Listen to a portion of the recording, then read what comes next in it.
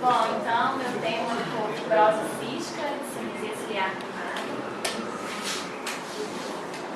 Então, começando assim, fazer uma breve introdução, né, que é importante a gente saber sobre a histologia.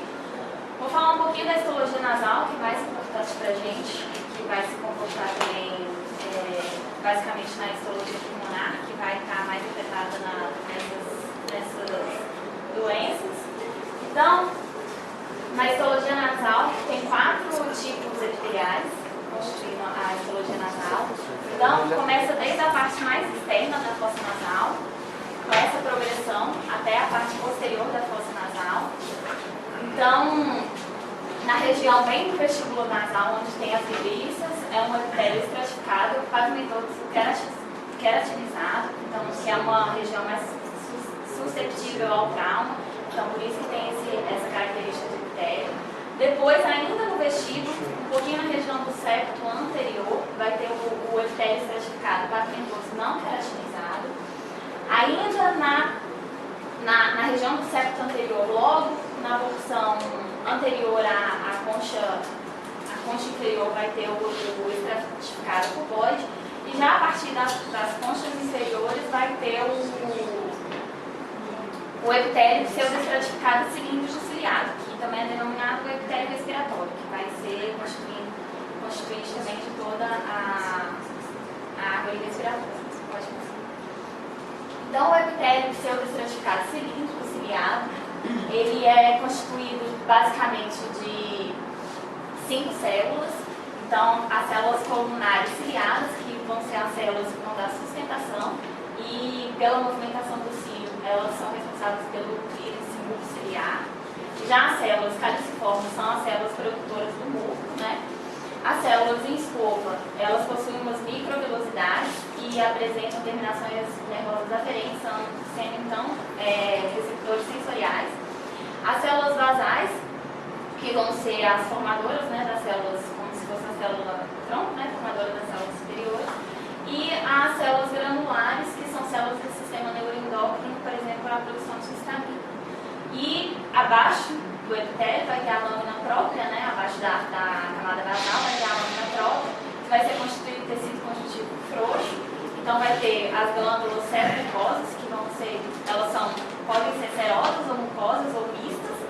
E aí em cada região vai ter mais células serosas ou seromucosas. Então na região do vestíbulo nasal é mais a presença de glândulas serosas, então produzindo uma secreção mais serosa mesmo. Já no epitélio das porções posteriores nasais e dos seios paranasais vão ser as glândulas mucosas, então mais produtoras de muco. E também o epitélio olfatório tem que já é um epitélio diferente, ela também tem uma maior proporção de glândulas serosas para lavar as células olfatórias.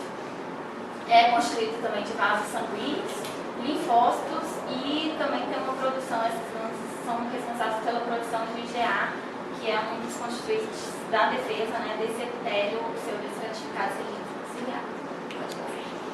Então aqui só mostrando uma figura, aqui um desenho esquemático, que é melhor, aqui uma microscopia eletrônica, que fez um traçado aqui em cima das células ciliares. Então é um epitélio pseudoestratificado, né? Na verdade é só uma camada de célula, mas como os núcleos são dispostos alternados, né, dá essa sensação como se ele fosse estratificado. Aqui são as células caliciformes, né, produtoras do muco, e as células ciliares. Então a função do tapete mucociliar, ele é formado em 2 camadas, né, dividido em 2 camadas, que está aqui disposto, que é a camada que pode ser chamada também de camada sol, que é a camada logo acima dos cílios, e a camada gel, que é a mais superficial. A camada sol, ela é mais líquida, mais fluida, já a camada gel, ela é uma camada mais espessa e justamente para partículas ficarem aprisionadas nessa camada mais externa. Então, o tapete mucociliar, ele tem a função de proteção, principalmente, porque ele vai ter peptídeos, né, assim, que são antibactericidas na sua constituição. É responsável também pela hidratação e transmissão do calor. A superfície mucosa tem o clíris mucociliar, ele é trocado, assim, os cílios eles batem continuamente em direção à faringe para ser deglutido, isso na fossa nasal, né? E nos seios, nos seios paranasais eles vão ter a drenagem pro ósseo natural deles, para a drenagem também. Então, a superfície mucosa é trocada de 2 a 3 vezes por hora. Cada célula ciliada tem mais ou menos uns 200 cílios. Pode passar. Então, é importante, eu falei mais da fisiologia dos dois para entender os dois, né? Na fibrose cística é importante entender mais o clíris mucociliar. Já para a discenisia ciliar primária, o importante é entender esse mecanismo aqui da constituição dos cílios, né? Então, o cílio, igual eu falei, cada célula daquela ciliada contém uns 200 cílios. O cílio é constituído por essa estrutura externa aqui, que é chamada de axonema, que é envolto por uma membrana plasmática. E dentro dessa membrana plasmática vai ter esses microtúbulos, que são dispostos em pares. Então, tem 9 pares periféricos e um par central. E eles vão estar conectados entre si, aqui, ó, demonstra melhor que por essas ligações, em volta por essas ligações de nexina, eles vão estar ligados também ao microtúbulo central, né, pelas espículas estriadas. O microtúbulo central, ele também tem essa bainha em volta dele, que se chama bainha central. E cada microtúbulo desse, cada parte do microtúbulo desse tem a unidade alfa e a unidade beta. E elas têm também dois braços dessa proteína de dineína. Um braço externo, que é responsável basicamente pela frequência dos batimentos ciliares, e um braço interno, que é responsável pela onda dos cílios, que eles vão fazer uma onda. Então, isso é importante porque na discenesia ciliar primária vai ter alteração justamente na constituição desses cílios, na maioria das vezes dessa proteína aqui da dineína, e aí vai ter algumas alterações no movimento ciliar, e aí atrapalhando o clíris ciliar. Pode passar. Então, mostrando aqui que o batimento, igual eu já tinha falado, dos cílios, está sempre batendo, então ele bate sempre numa direção só. Então ele tem um batimento rápido, que é para movimentar esse músculo em cima numa direção, e depois ele tem um retorno lento. Então o batimento rápido dele, ele faz nessa camada mais externa, que seria a camada gel, né, que eu tinha explicado, que é a mais espessa, movimentando a camada gel. E a camada mais profunda, que é a camada mais líquida, que é a sol, que ela é mais fluida, ele volta por essa camada. Então, ele só movimenta, vai movimentando num sentido só. Então, começando a falar sobre a fibrose cística. Então, a fibrose cística é um megalóbino integrado, é uma doença autossômica recessiva letal mais comum, é a doença autossômica letal mais comum. Ela acontece numa prevalência de 1 a cada 2.500 nascidos vivos, incidência, né? E tem preferência pela raça caucasiana, e ao contrário dos asiáticos, a incidência é muito menor. Então, a fisiopatologia é uma mutação, né, uma doença hereditária autossômica, é uma mutação do braço longo do cromossomo 7, tem mais de 1000 mutações descritas, mas a mais comum é nessa região aqui do braço longo, na região do 508. É uma alteração que essa mutação, né, vai causar uma alteração na proteína de condutância transmembrana da fibrose cística, é assim que ela é chamada. É como se fosse um canal de cálcio. Então, ela altera o transporte de íons, principalmente do cloro, mas também vai ter uma alteração no transporte do sódio, na tentativa de compensação aniônica, né, de ânion para próton. E tem um aumento, aí assim, consequentemente vai ter um aumento da viscosidade dos fluidos corporais, e tem fenótipos variados, assim, não mais relacionados ao grau de acometimento da doença mais severa ou menos severa, de acordo com essas mutações que eu falei, que são mais de 15. Pode passar. Então, tem uma classificação que classifica nos tipos de alterações que você pode ter nessa proteína transmembrana, né? Então, você pode ter a proteína normal, né? Já a classe 1 seria a ausência na síntese dessa proteína. Então, você não tem nenhuma proteína na membrana lá para fazer a troca, né, do cloro. O 2 já seria uma alteração no processamento, porque essa proteína ela é produzida no núcleo, vai ser processada no complexo de Golgi, empacotada, liberada pelos nucleus. Então, aqui você vai ter uma alteração no processamento. Então, também não tem ela na membrana, no 2. Já o 3 seria um bloqueio da regulação, você tem a proteína, mas não consegue fazer o controle do cloro.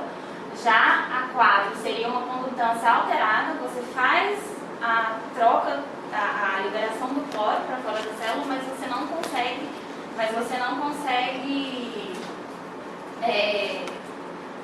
fazer isso de forma adequada, correta. Então tem uma alteração também. E já a 5 seria uma síntese reduzida. Então as proteínas que tem são funcionantes, mas elas são reduzidas. Então isso configura que a classe 1, 2 e 3 são os pacientes mais graves. Já a 4 e a 5 são pacientes menos graves. Então, falando um pouquinho aqui da fisiopatologia, não sei se está funcionando, mas aqui tem a proteína, então ela vai ser responsável pela excreção do cloro. Então, como não vai estar funcionando a excreção do cloro, você vai ter um acúmulo de cloro dentro da célula. E com esse acúmulo de cloro dentro da célula, vai ter um influxo de sódio para dentro da célula para tentar compensar, né? Então, negativo vindo positivo para dentro da célula para compensar. Só que na ida do sódio para dentro da célula, ele leva a água junto. Então, com isso, levando água junto para dentro da célula, você vai fazer com que o muco, com que as secreções fiquem mais viscosas, mais espessas por causa disso. Então, vai ter um muco mais espesso, aí vai ter uma estase mucociliar, que vai causar uma colonização bacteriana e uma inflamação crônica e uma obstrução crônica. Essa inflamação crônica é dada principalmente pelo interferon gama e pela interleucina 8, que depois a gente vai ver uma diferença até na polipose dos pacientes com fibrose cística, os pacientes que não têm fibrose cística, justamente nessas alterações, porque por causa dessa inflamação crônica que é dada por agentes inflamatórios diferentes. Pode passar. Já nas glândulas, isso é mais aquilo que eu falei, é mais nas células respiratórias, né? Daquele tecido que eu falei, então vai acometer desde as fossas nasais, seios paranasais e brônquios e alvéolos, e já nas glândulas sudoríparas você já tem um aspecto diferente. Então ele vai ter um aumento na excreção de sódio e cloro, e aí vai ter um suor mais concentrado. Então por isso que vai dar o teste do suor positivo. Então, esses pacientes, eles são muito predispostos a uma colonização bacteriana. Isso se dá principalmente por causa da estase do muco. Tem várias causas para tentar explicar essa colonização bacteriana. Então, fala que a própria estase causaria uma colonização maior. Outra coisa seria que o aumento da viscosidade dessa secreção e da salinização dessa secreção ser uma secreção mais iônica, eu diria, ela tem uma tendência a diminuir as ações das pectinas antibacterianas. E aí, com isso, você vai ter uma menor ação daquela que eu falei, daquela função de proteção. Então, tem menos a função da proteção e aí poderia ter uma colonização maior. Outro fator é que fala que a própria essa proteína transmembrana, né, da fibrose cística, ela é como se fosse um dos receptores para pseudomonas. E aí, a alteração nessa proteína, ela não consegue fazer, porque a principal colonização é pelo pseudomonas, que não acontece em outros pacientes, por exemplo, até os pacientes da discinesia ciliar primária, que só tem que também tem uma estase ciliar, que também tem uma diminuição do clíris ciliar, eles não têm tanto acometimento pelo pseudomonas. Já o da fibrose cística, eles falam que é por causa dessa alteração dessa proteína transmembrana que ela participa da fagocitose, da eliminação da pseudomonas. E aí não consegue fazer a fagocitose adequadamente dessa pseudomonas, por isso que acaba colonizando. E a própria colonização bacteriana, como não consegue fagocitar, ela fica colonizando ali e ela vai gerando uma inflamação crônica, né? Então, a principal bactéria que coloniza, né, igual eu já falei, é a pseudomonas.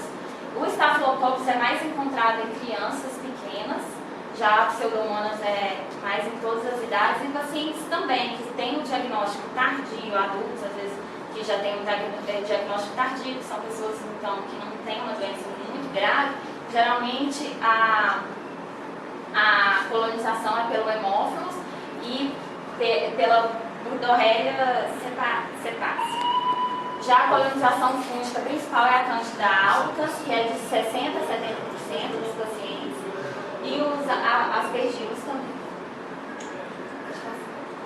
Então, as manifestações clínicas principais são as respiratórias, né? Então, esses pacientes vão ter principalmente as alterações respiratórias, que no geral são graves. Então, esses pacientes evoluem rápido para bronquiectasias por causa da presença do muco, da inflamação crônica. Você vai ter um edema aqui da parede dos brônquios. Então, com isso, com a estase ciliar, com isso você vai ter as bronquiectasias, as atelectasias. Isso, cronicamente, vai gerar uma hipertensão pulmonar, até um cloro pulmonar, que geralmente é o caminho da progressão da doença, para a morte da doença. São pacientes que têm tosse crônica, dispneia, né, pneumonias de repetição, sibilos e pneumotórax espontâneo. Então, tem alterações gastrointestinais também, que vai alterar a liberação exócrina, principalmente do pâncreas. Então, você vai ter o litíase, porque vai ter um estase também na drenagem das vias biliares. Então, vai ter, esses pacientes vão ter mais litíase biliar. Deficiência de vitaminas lipossolúveis, né, que são aquelas ADEC, né? Podendo, então, ter a coagulopatia pela deficiência da vitamina K, cegueira noturna pela deficiência da vitamina A. Isso causado pela deficiência exócrina pancreática, né? Esteatorreia também pela deficiência exócrina pancreática, absorção inadequada dos nutrientes, também por causa disso. Então, esses pacientes vão ter uma desnutrição crônica, que depois mais pra frente a gente vai ver, que é uma parte importante do tratamento deles. Apendicite também, por acúmulo de fecalita ali na região do apêndice, pela estase, mesma fisiopatologia. Prolapso retal, que é mais descrito em crianças ao nascimento, por causa que fala que tem umas alterações na musculatura também ali do reto, podendo ter prolapso retal. Obstrução intestinal, ilho meconial, que pode ser um dos primeiros sinais da criança que demora a eliminar o mecônio, que tem o ilho meconial, geralmente pode ser um sinal já de fibrose cística. Pacientes evoluem também com cirrose, com um aumento, né, com hipertensão porta, também evolui com insuficiência pancreática, que depois, mais para frente, pode evoluir para diabetes, mas não pela insuficiência pancreática endócrina, mas pela resistência periférica à insulina. Então, do aparelho reprodutivo, que seria o outro aparelho apelativo, principalmente nos homens, que vão ser inférteis, principalmente pela obstrução dos ductos deferentes, mas na maioria deles eles têm a genesia mesmo dos ductos deferentes, então eles não vão ter espermatozoides eliminados no sêmen, mas eles conseguem, porque como eles não têm alteração, igual diferente da cinesia ciliar primária, eles não têm alteração de batimento ciliar. Então os espermatozoides deles são normais, só não conseguem chegar, né, na via final. Então, por isso que alguns pacientes têm até relato de fazer inseminação artificial, coleta de espermatozoide direto dos testículos e conseguir. Já as mulheres, apesar delas terem um aumento da consistência no tubo cervical, geralmente não causam infertilidade. Então, as manifestações clínicas, agora falando da parte que mais interessa pra gente, né, que são as manifestações nas sinusais. Esses pacientes vão evoluir com sinusite crônica, polipose nasal, que é muito comum nesses pacientes. Então, eles vão ter de quadro clínico, né? Aquele quadro clínico que a gente conhece da sinusite crônica. Então, obstrução nasal, tosse crônica, gotejamento nasal, cefaleia, dor facial e rinorreia. Esses aqui vão ser os sintomas que vão ditar o tratamento ou não desses pacientes, né? Depois a gente vai ver mais pra frente, porque tem uma discussão muito grande com isso. E com relação às alterações otológicas, não são muito encontradas nesses pacientes, diferente da discinesia ciliar primária, que é muito comum. E isso, as alterações otológicas se devem, eles dizem assim, que se deve principalmente pelo não se sabe muito bem porquê, explicar porquê, mas esses pacientes eles têm uma pneumatização da mastoide bem ampla, e aí por isso que eles referem que esses pacientes não têm muitas alterações otológicas. E também já foi aventado que às vezes o gene que regula a proteína, apesar de ser o mesmo epitélio, né, da tuba auditiva e da orelha média, não achar que às vezes pode ser diferente nesse paciente de fibrose cística. Então, a doença, os sintomas da doença nasal ocorrem geralmente entre os 5 e 14 anos, mas são dados assim, subestimados, porque como esses pacientes geralmente são pacientes muito graves e as complicações pulmonares, os sintomas pulmonares são muito proeminentes e são mais graves, esses pacientes assim, é meio subestimado porque o paciente às vezes tem uma obstrução nasal não é mais importante, né? Já que ele tem pneumonia de repetição, várias internações, já bronquiectasia, às vezes espinéia, insuficiência respiratória. Então isso fica mais para segundo plano. 100% dos pacientes têm doença nasal, então não tem como o paciente não ter, pode ser de grau menor, mais leve, mas todos vão ter alteração nasal. A polipose é descrita controvérsia assim, desde 6% a 67% que você encontra na literatura, mas é bastante frequente, mais frequente do que na discinesia ciliar primária, que eu vou falar mais pra frente. Geralmente o pico é entre 4 a 12 anos, então raramente encontrado antes dessa idade, né, dos 4 anos, e dificilmente também, se o paciente chegou aos 20 anos e não evoluiu com polipose nasal, ele provavelmente não vai evoluir. Então tem uma alteração importante na própria histologia desses pólipos, que eu falei é a origem da inflamação crônica. A inflamação crônica dos pacientes que têm rinocinusite crônica, com polipose, né, geralmente a resposta inflamatória é mais TH2. Então, esses pacientes, e já desses pacientes da fibrose cística é mais, igual eu falei, do interferon gama e da interleucina 8. Então, esses pacientes vão ter a histologia dos pólipos dos pacientes com fibrose cística, a membrana basal é fina, ao contrário dos outros que a membrana basal é mais espessa. A presença de neutrófilos, né, infiltrado de neutrófilos, já nos outros pacientes é mais eosinófilos, e a mucina é ácida, enquanto que a mucina dos pacientes com sinusite crônica com polipose é neutra. Então, a radiologia é importante. 90% dos pacientes, desde os 8 meses, que fizessem uma tomografia, eles já têm alteração radiológica. Então, aqui, né, mostrando uma polipose extensa, né, nasal. Então, tem uma classificação que foi proposta por esse Kennedy, que eu vi nos artigos, agora eu não lembro exatamente, mas não tem em todos os lugares, que ele faz uma classificação da doença, né? Então, ele põe que a doença é limitada. Quando a doença é limitada em um seio ou o etimoide bilateral, seria a primeira classe. Já a segunda seria quando acomete o etimoide bilateral e mais um seio acometido, que geralmente inicia no etimoide, né, até porque é o desenvolvimento normal, né, dos seios da face da criança. A doença bilateral, já a classe 3 seria a doença bilateral do etimoide com 2 ou mais seios acometidos. E já a quarta classe, que seria a piógena, seria com polipose difusa. Pode passar. Tem também essa tríade de Nishioka descrita, que é a tríade constitui a polipose nasal extensa, a genesia de seio frontal, 63% dos pacientes com fibrose cística vão ter, já ao contrário, assim, que é a porcentagem normal de agenesia assim, da população geral sem a fibrose cística, mais ou menos de 5 a 9% de agenesia de frontal. Já nesses pacientes vai ser 63%. E ele também descreve na tríade o abaulamento medial da parede lateral do nariz.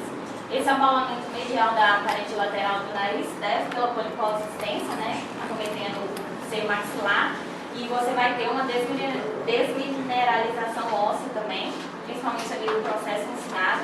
Então você vai trazer a parede lateral do nariz para mais próximo do septo, isso também ajudando a causar bastante obstrução nasal, diminuindo ali a área da fossa nasal. Outras alterações principais é a genesia de outros seios, né, sendo o frontal mais comum, mas também é descrito o esfenoidal no segundo lugar. A ausência de pneumatização das células de Agernase, das células de Haller, e também, geralmente, esses pacientes não têm pneumatização das conchas médias. Né? Você vai ter uma medialização da lâmina papirácea por causa dessa lateralização da parede lateral. E a foca etimoidal também é mais inferior. Então, esses pacientes, quando você faz, eles são pacientes muito particulares quando você decide fazer uma cirurgia, né, de sinusoidectomia desses pacientes, por causa dessas alterações anatômicas que geralmente eles vão ter. Então, são pacientes mais suscetíveis a ter lesão de aorta, são pacientes mais suscetíveis também a ter fístula licórica. Então, aqui mostrando duas imagens. Esse aqui eu acho que é uma criancinha, se não me engano, de 1 ano e alguma coisa, que ele tem duas lesões polipóides inflamatórias dentro do seio maxilar, e ele projeta toda a parede lateral do seio maxilar aqui para dentro da fossa nasal. Essa aqui é outra criança que também tem polipose extensa, cometendo tudo. Aqui você vê o processo na parede lateral vindo aqui para dentro, né, da fossa nasal, já quase desse lado aqui, quase encostando o cérebro. E geralmente são pacientes, a imagem radiográfica, quando os pacientes têm essa polipose nasal extensa, geralmente é bem alterado. Então, o diagnóstico pode ser feito através da triagem neonatal, que é um exame importante, né, que vai dosar a tripsina recombinante. Então, é importante todo paciente fazer o teste do pezinho, que já pode ser suspeitado desde quando ele nascer, apesar de ser uma doença que não tem cura, mas tem seu controle, até para aconselhamento genético também é importante.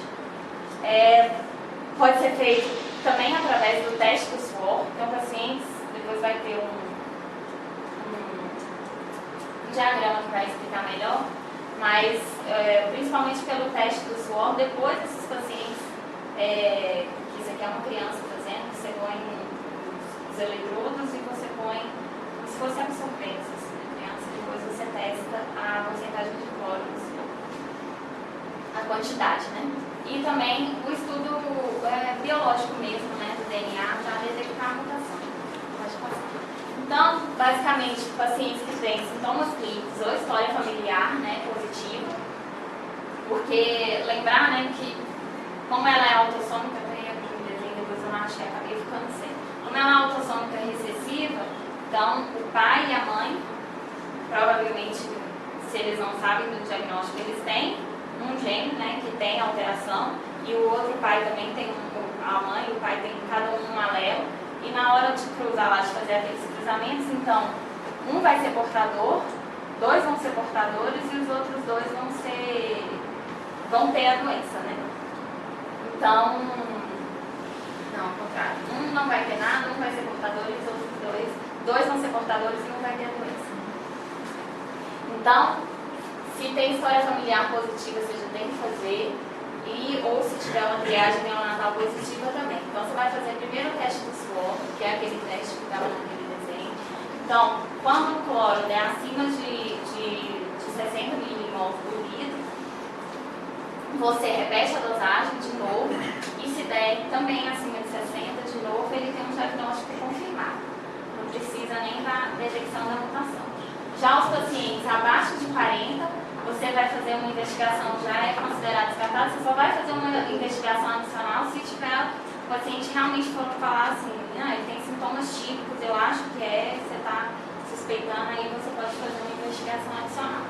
Já os pacientes que ficam ali entre 40 e 60, você repete a dosagem. Se passa para 60, você repete de novo, e aí, se der positivo, deu a doença. Se ficar no segundo teste entre 40 e 60 novamente, você vai fazer a genotipagem das mutações mais frequentes. Então, quando ele tem 2 mutações, já também dá o diagnóstico. Se tem só uma mutação, você vai fazer testes clínicos adicionais. Então, dosar enzimas pancreáticas, raio-x da face, swab de orofaringe. E você pode fazer também a medida de diferença de potencial nasal. Você vai ver, basicamente, nesse exame, você vê a absorção do sódio e cloro, né, na mucosa nasal. Então, eu não vi exatamente assim, eu não sei como que você faz, mas eu sei que tem um monte de cálculos, eu não vi assim como que você testa, se tem um aparelho especial, mas é basicamente isso que eles testam. A absorção do sódio, são 3 testes que eles fazem.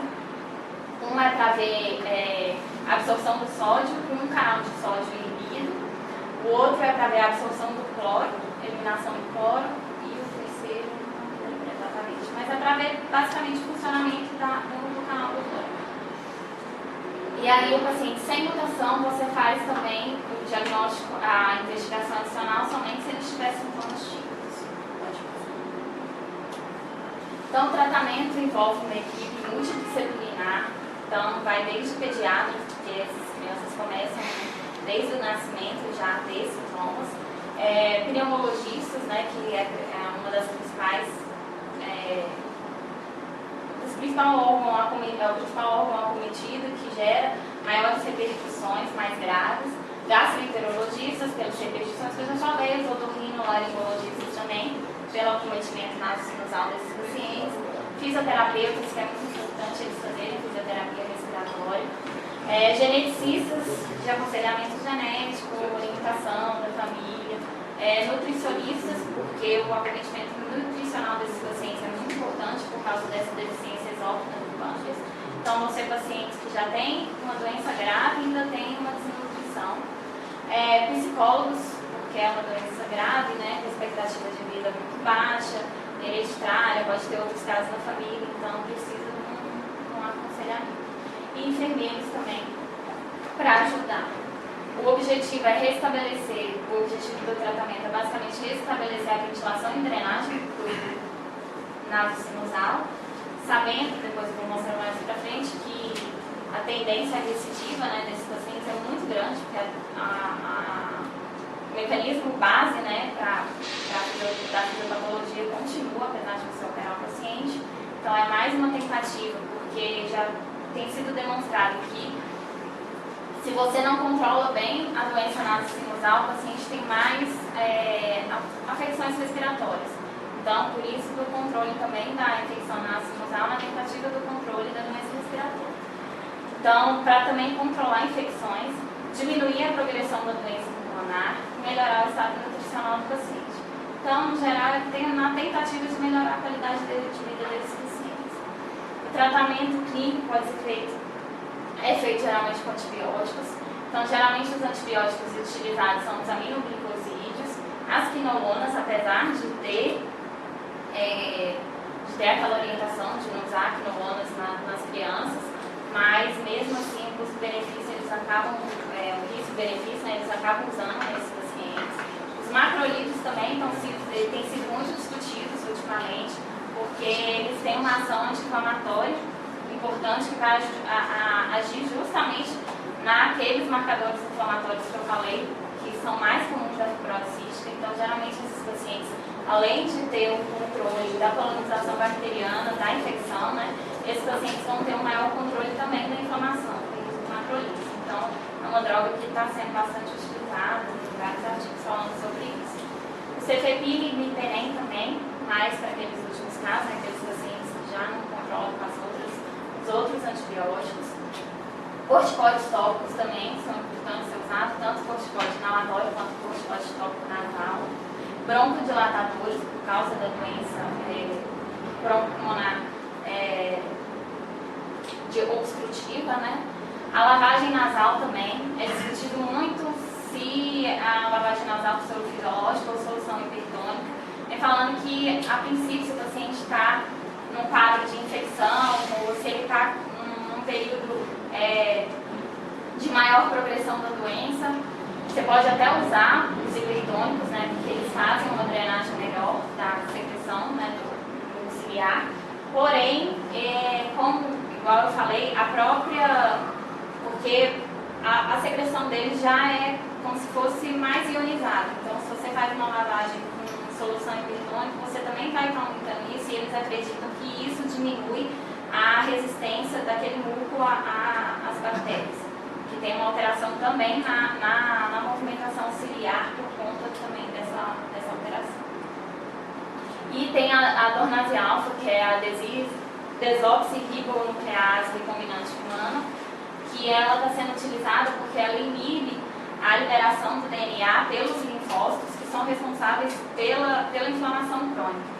Então, geralmente é utilizada em pacientes que são submetidos à cirurgia, na tentativa, principalmente na sinusal, ou pacientes que fazem transplante pulmonar. Geralmente fala que tem um bom resultado desses pacientes no controle pós-operatório da inflamação. E o tratamento cirúrgico, né, pode ser feito a FES, mas é bastante controverso, não se sabe quando indica a FES, quando se faz ou não, porque é uma doença, igual eu falei, que tem uma recidiva muito grande.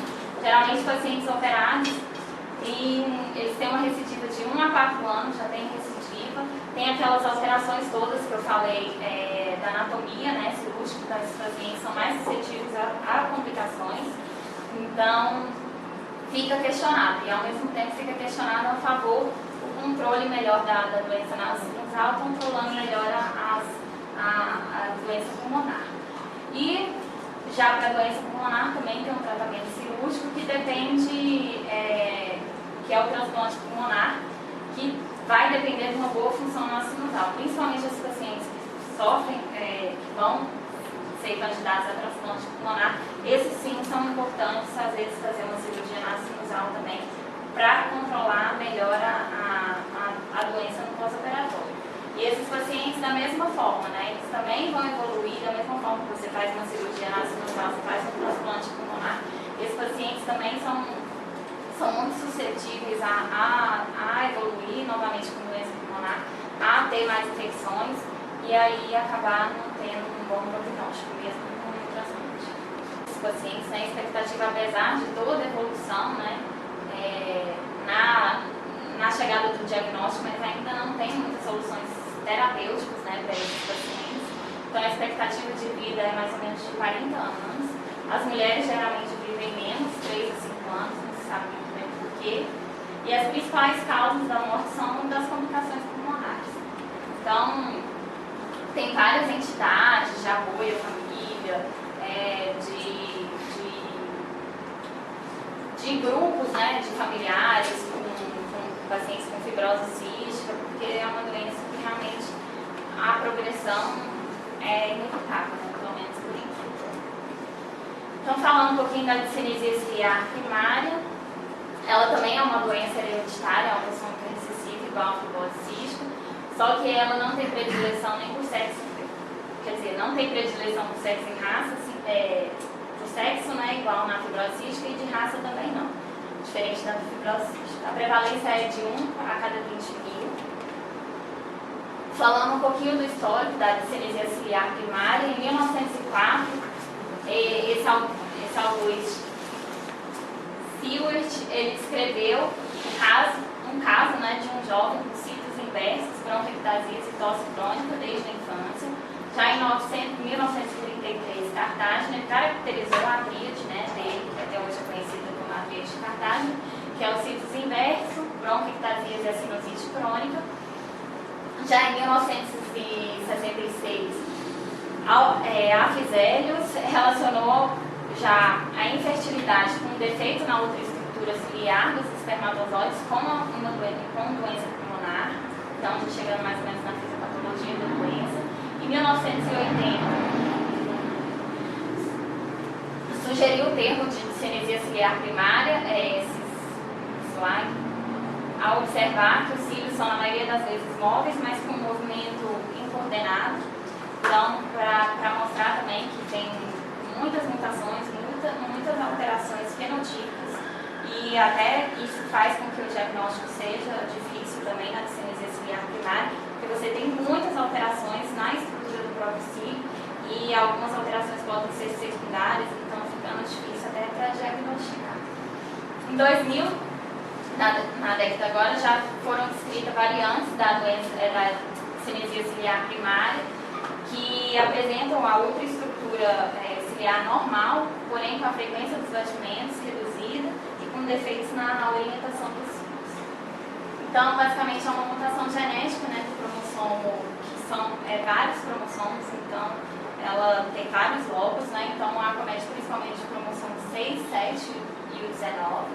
Então, com isso, você vai ter, nessa mutação genética, você vai ter uma alteração estrutural dos cílios.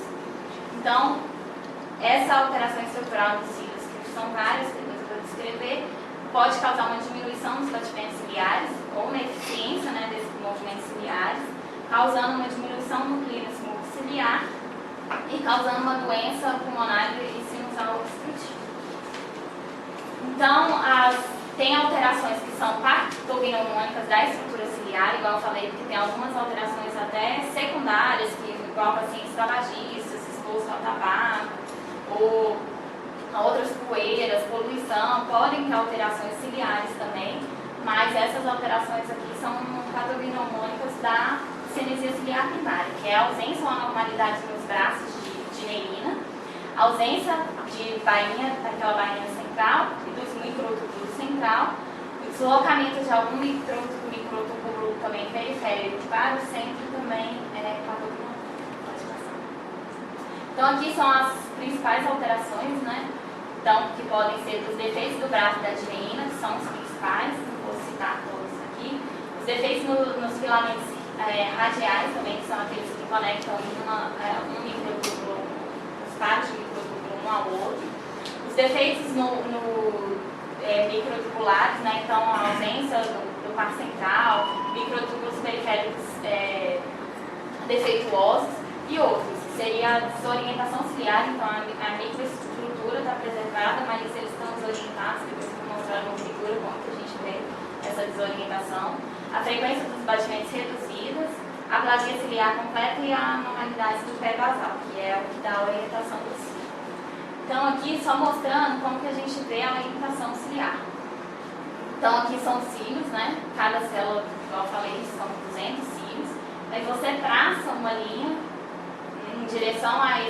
na direção desses dois microtúbulos aqui centrais. E aí você pode ter uma variação entre um cílio e outro no máximo de 29 graus. Então, nesse caso aqui está normal, nesse caso aqui, um para cá, então tem uma variação muito grande entre os cílios. Isso é uma alteração da desorganização dos cílios. Da organização, né? Então aqui já seria alteração nos braços de neurina.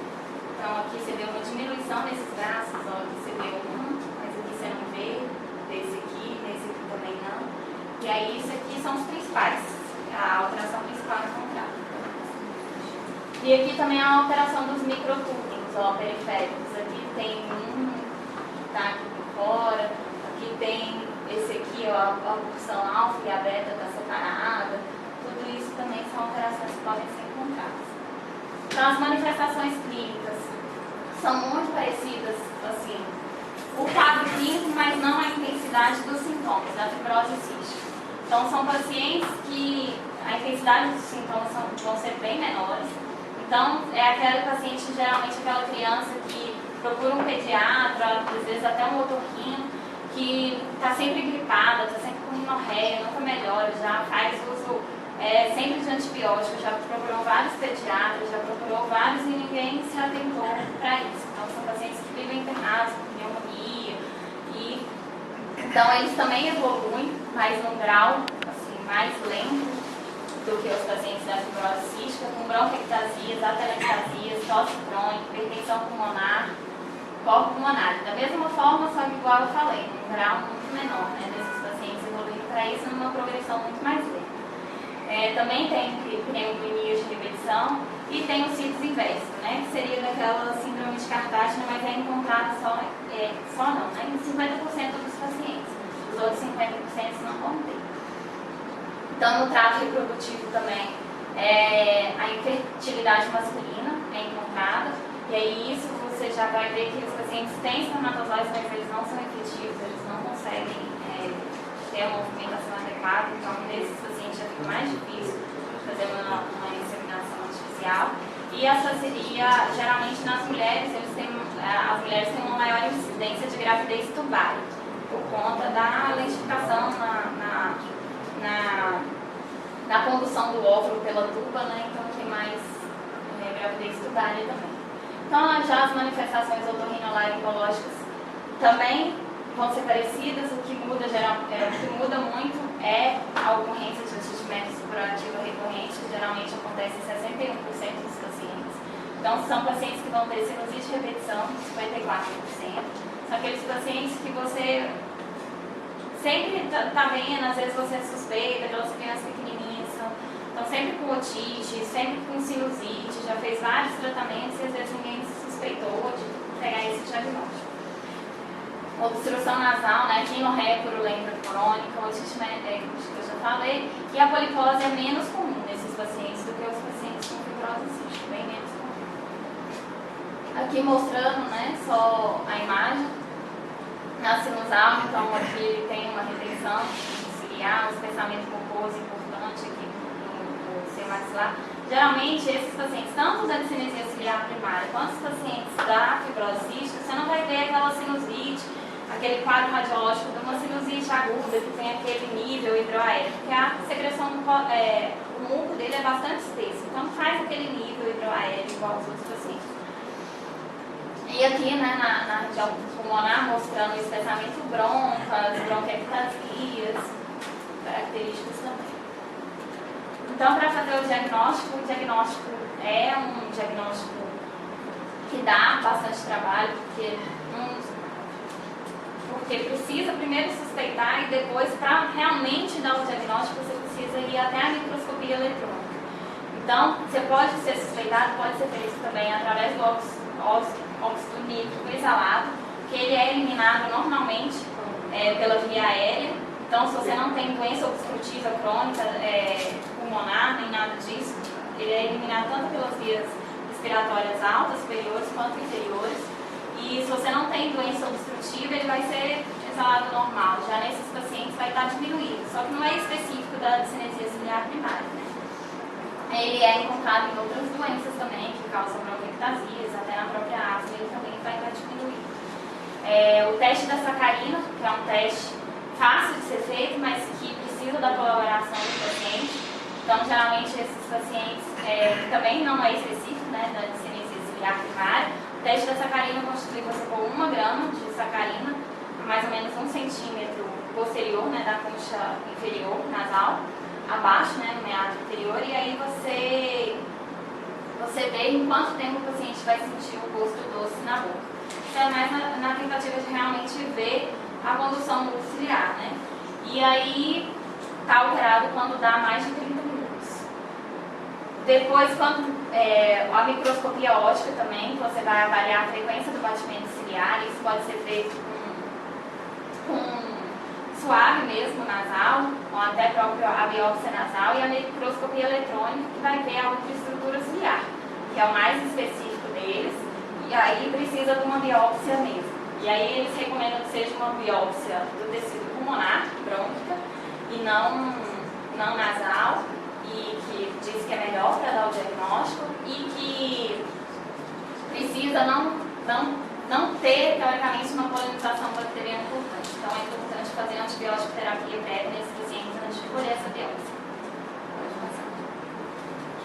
Então aqui só mostrando, né, que na suspeita clínica, que são daqueles achados clínicos que eu falei, você tem que excluir outras doenças, como sinusite crônica, já que o diagnóstico não é tão fácil, né? Então, fibrose cística, imunodeficiência, deficiência de alfa-aminotripsina, para você poder confirmar a doença.